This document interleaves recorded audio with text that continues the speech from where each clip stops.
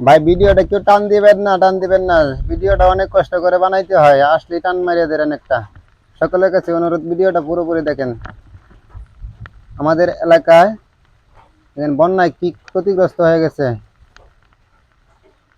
দেখেন প্রচুর পানি, পাহাড়ি ঢল আসছে এবং আমাদের জায়গায় প্রচুর বৃষ্টি হচ্ছে। বৃষ্টি হওয়ার কারণে আজকে ঈদের দ্বিতীয় দিন, ঈদের পরের দিন, তো রাত থেকে প্রচন্ড বৃষ্টি এবং রাতে 11টার দিকে আমাদের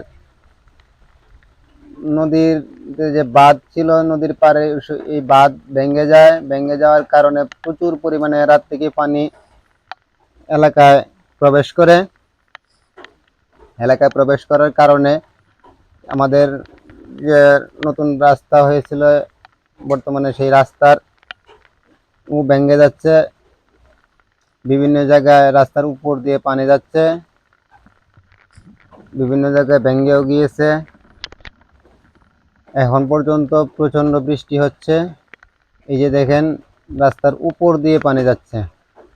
দেখেন এই যে দেখেন রাস্তাটার উপর দিয়েই পানি যাচ্ছে। রাস্তা ডুবিয়ে তলিয়ে ফেলেছে। অনেকের বাড়িতে পানি উঠে গেছে।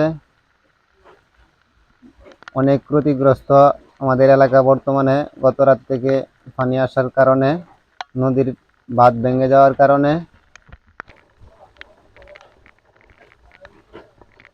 বিভিন্ন জায়গায় বিভিন্নভাবে অনেকেই ক্ষতিগ্রস্ত। যে দেখেন আমাদের বাঁশের ব্রিজটাও ঝুঁকিপূর্ণ অবস্থায় আছে, যে কোনো সময় ভেঙে যেতে পারে।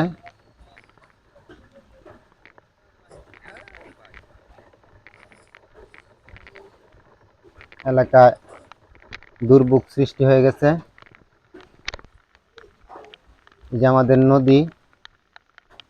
নদীতে প্রচুর পরিমাণে পানি আসতেছে, পাহাড়ি পানি, ভারতের পানি।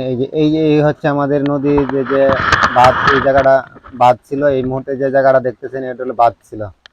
ওটা ভেঙে যাওয়ার কারণে এই দিক দিয়ে পানি প্রবেশ করছে আমাদের গ্রামে। এই নদীর পানি প্রবেশ করার কারণেই আমাদের বন্যার সৃষ্টি হয়। এই জন্য অনেকের বাড়িতে পানি উঠে গেছে। যে প্রচুর পরিমাণে পানি ঢুকতেছে। এই যে দেখেন প্রচুর পরিমাণে পানি ঢুকতেছে।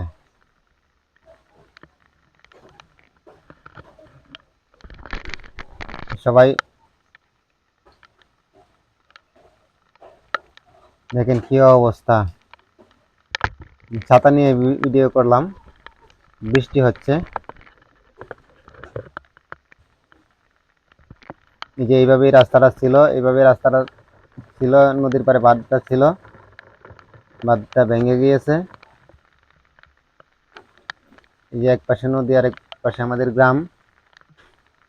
এখন পর্যন্ত নদীর পানি আর গ্রামের ভিতরে পানি প্রায় 1 ফুটেরও ব্যবধান আছে। ওই 1 ফুট পানি যদি আমাদের গ্রামে প্রবেশ, তো অবশ্যই প্রবেশ করবে, যেহেতু বাঁধ ভেঙে গিয়েছে। ভেঙে যাওয়ার কারণে অনেক ক্ষতিগ্রস্ত। অনেকেরই পানি বাড়িতে উঠে গেছে। মনে হয় আজকে দিন এই অবস্থা থাকলে,